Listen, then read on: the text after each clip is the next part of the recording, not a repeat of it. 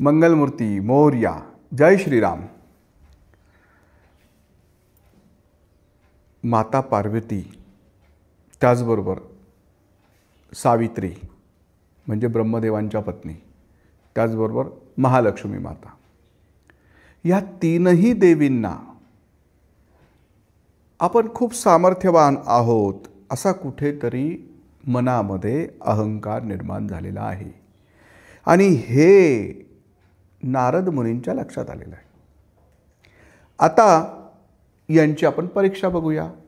म्हणून नारदांनी काय केले की पहिल्यांदा ब्रह्मलोकामध्ये गेलेले आहेत आणि ब्रह्मलोकामध्ये जाऊन सावित्री देवींना सांगितलेलं आहे की मला भयंकर भूक लागलेली आहे, जर काही सहज लवकरात लवकर शक्य असेल तर ते दही आणि लाह्या एवढं मात्र मला दिलं तर बरं होईल. त्यावेळेला लगेचच मी करून आणते. आणि साक्षात नारद परमभक्त प्रभूंचे म्हटल्यानंतर स्वतः सावित्री देवींनी कोणाला आज्ञा देण्याऐवजी स्वतःच उठलेले आहेत. त्यावेळेला नारदांनी सांगितलं आहे की नाही मी आणलेले दाणे फोडून तुम्ही मला लाह्या करून द्या आणि त्याच्यात दही मिश्रित मला असा तुम्ही नाश्ता द्या, अल्पोपहार द्या. त्यावेळेला आपल्या झोळीतील लाह्या, ती पुरचुंडी जी आहे ती सावित्री देवींकडे दिलेली आहे. सावित्री देवींनी ते बारीक बारीक दाणे बघितले तर ते लोखंडाचे होते, परंतु नारदांनी दिले म्हटल्यानंतर त्यांनी अग्नीला आज्ञा दिलेली आहे. परंतु बराच प्रयत्न करूनही लोखंडाचे ते लाह्या काही झाल्या नाही. ते दाणे तसेच्या तसेच राहिले. दुसऱ्या लाह्या आणून दुधामध्ये दह्यामध्ये मिश्रित करून सावित्री देवींनी दिल्या. त्यावेळी नारदांनी सांगितले, माते क्षमा असावी, परंतु मला माझ्याच दाण्यांच्या लाह्या हव्या होत्या. आणि तिथून ते उपवाशीच निघून गेलेले आहे. मग महालक्ष्मी मातेंकडे आलेले आहे. तिथेही त्यांनी तेच सांगितले. महालक्ष्मी माता स्वतः पाककलेसाठी आतमध्ये गेलेले आहे, परंतु तेही अपयशी झालेले आहेत. माता पार्वतींकडे गेलेले आहेत.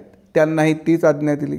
साक्षात अन्नपूर्णा माता, त्यांनी त्या लाह्या अग्निनारायणाला आज्ञा दिलेली आहे, परंतु तरीही त्या ठिकाणी त्या लाह्या फोडण्यास, ते दाणे लाह्या रूपात निर्माण करण्यास माता पार्वती असमर्थ राहिलेल्या आहे. मग मात्र ते खाली आलेले आहेत. भूमंडलावरती अहिल्या देवींकडे आलेले आहेत. आणि अहिल्या देवींना माता अहिल्याला आज्ञा दिलेली आहे की माते मला या लाह्यांचं रूपांतर दह्याबरोबर साखरेबरोबर एकत्र करून दे अल्पोपहारासाठी. त्यावेळी गौतम ऋषींचं नामस्मरण करून माता अहिल्याने अग्निनारायणाला आदेश दिल्याबरोबर त्या लाह्या फुटलेल्या आहेत आणि त्या लोखंडाच्या लाह्यांचं निर्मिती दह्यामध्ये एकत्र करून अल्पोपहार नारद मुनींनी केलेला आहे. यावेळी अहिल्या मातेने गणेशाचं स्मरण केलं होतं. गणेशामध्ये हे सामर्थ्य आहे हे माता अहिल्याला माहीत होतं. पुढे काही दिवस गेले आणि सहज म्हणून तिघीजणी एकत्र बसलेले असताना नारद त्या ठिकाणी प्रगट झालेले आहेत. आणि नारदांची थट्टा करावी म्हणून, काय हो ऋषीवर, त्या दिवशी तुम्ही जे लोखंडाचे दाणे आणले होते त्याच्या लाह्या कोणी तुम्हाला करून दिल्या का? आणि त्या दिवशी तुमचं पोट भरलं का? त्यावेळेला त्यांनी सांगितलं, हो निश्चितच. म्हटले, कोण? तर गौतम ऋषींच्या ऋषीपत्नी माता अहिल्या यांनी अगदी काही क्षणातच मला दही आणि लाह्या त्या लोखंडाच्याच करून दिल्या आणि तेच मी अल्पोपहार म्हणून घेतलेले आहे. त्यावेळेला त्या तीनही मातेंच्या म्हणजे सावित्री माता, पार्वती माता आणि महालक्ष्मी मातांच्या लक्षात आलेलं आहे की आपली कुठेतरी चूक झालेली आहे. त्यावेळेला नारदांनी त्यांना सांगितलेलं आहे की जोपर्यंत गणेश कृपा आपल्यावर होत नाही तोपर्यंत आपण तुम्ही समजता तितक्या सामर्थ्यशाली होणार नाही.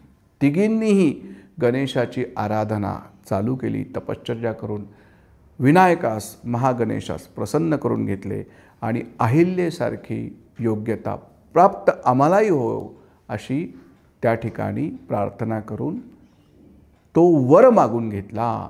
त्यावेळेला गणेशाने तथास्तु असे म्हटलेले आहे. अशा प्रकारे या तीनही मातेंना सर्व शक्तिमान करण्यासाठी गणेशानेच वर दिलेला आहे. मंगलमूर्ती मोरया. जय श्रीराम.